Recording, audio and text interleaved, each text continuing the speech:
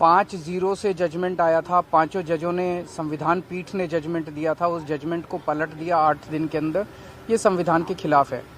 उसके बारे में नीतीश जी आज आए थे और उनसे काफ़ी डिटेल में चर्चा हुई। उन्होंने पूरी तरह से समर्थन जाहिर किया कि ये वो हमारे साथ हैं, दिल्ली के लोगों के साथ हैं और दिल्ली के साथ जो अन्याय किया है केंद्र सरकार ने, उन्होंने कहा कि इसका मिलके लड़ेंगे। और मैंने उनसे निवेदन किया, अभी वो पूरे देश के अंदर विपक्ष को एकत्रित करने में जुड़े हुए हैं। मैंने उनसे निवेदन किया कि अगर सारा विपक्ष इकट्ठा हो जाता है, नॉन बीजेपी सारी पार्टियां इकट्ठी हो जाती हैं, तो एक तरह से राज्यसभा के अंदर अगर ये इसको बिल के रूप में लेके आते हैं तो इसको बिल के रूप में हराया जा सकता है राज्यसभा के अंदर। और अगर राज्यसभा के अंदर ये बिल हार गया तो ये एक तरह से 2024 का सेमीफाइनल होगा। फिर एक मैसेज चला जाएगा पूरे देश के अंदर। ये बिल अगर हार जाता है तो मैसेज पूरे देश में जाएगा कि 2024 के अंदर बीजेपी की सरकार जा रही है। बहुत अच्छा। तो हम लोग आए हुए थे यहाँ, तो आए ही थे आपसे मिलने के लिए, और इनको काफ़ी जो सुप्रीम कोर्ट का फैसला हुआ बहुत अच्छा लगा और हम लोग तो देखते ही रहे। अब उसके बाद जो कुछ भी करने की कोशिश हो रही है केंद्र सरकार के द्वारा, ये तो एक विचित्र बात है। अब आप जरा संविधान को देख लीजिए, क्या अधिकार है। जब गवर्नमेंट बनाई जाती है, इलेक्टेड सरकार बनती है, तो उनको जो अधिकार दिया गया है उसको कैसे आप हटा सकते हैं? ऐसा तो कुछ नहीं है। लेकिन अब किस तरह से हो रहा है, इसलिए तो हम लोग कह रहे हैं कि सारे देश में सब लोग एकजुट हों, ताकि ये लोग संविधान का भी और किसी भी चीज का अपने ढंग से जो इधर से उधर कर रहे हैं, और किस तरह का माहौल बन रहा है। आप दिल्ली में इनको लोगों ने किस तरह से बहुमत दिया है और किस तरह से सब लोग साथ हैं, और हम लोग इस बात को मानते हैं कि काम कर रहे हैं, बहुत अच्छा काम कर रहे हैं। और उसके बाद सुप्रीम कोर्ट का भी फैसला हो जाए तो राज्य सरकार को जो अधिकार है काम करने का, उस काम को रोक दिया जाएगा। ये सब तो बहुत ही आश्चर्य का विषय है।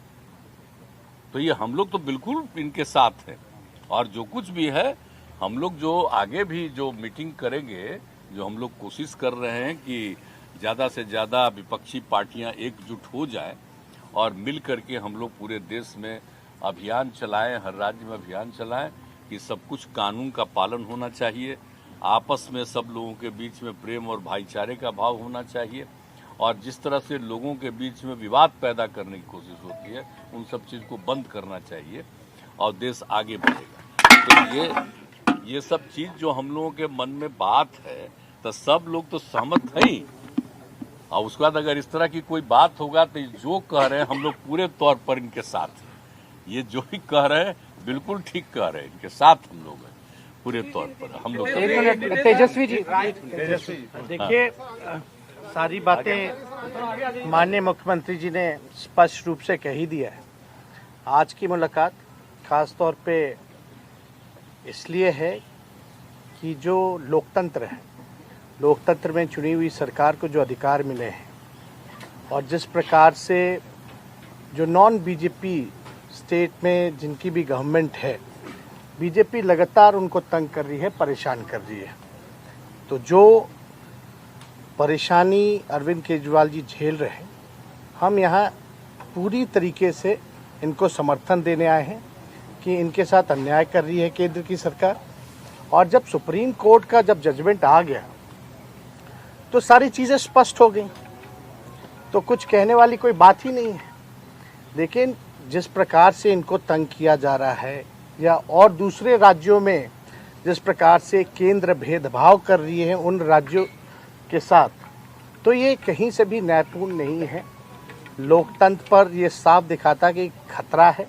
ये लोग संविधान को बदलना चाहते हैं, जो हर केस हम लोग मिल करके होने नहीं देंगे। और मान लीजिए अगर दिल्ली में बीजेपी की सरकार रहती तो क्या एलजी की हिम्मत होती इस प्रकार का काम करने की? तो एक बात से पूरी तरीके से हम लोग विश्वास के साथ कह सकते हैं, जितना भी ये अरविंद केजरीवाल जी को सताएंगे, तंग करेंगे, ये उतने ही मजबूत होंगे। और मैं पूर्ण विश्वास के साथ कह सकता हूँ कि बीजेपी कभी भी दिल्ली में वापसी नहीं करेगी। तो हम लोग सब लोग इनके समर्थन में हैं, और सब लोग मिल करके हम लोग जो है देश हित के लिए काम करेंगे।